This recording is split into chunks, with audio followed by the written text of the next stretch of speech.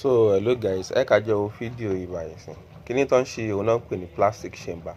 Ó dáa fún láti rán chamberless in case pé báyìí ẹ fẹ́ rán chamberless latest one tó fi rán chamberless lélẹ̀.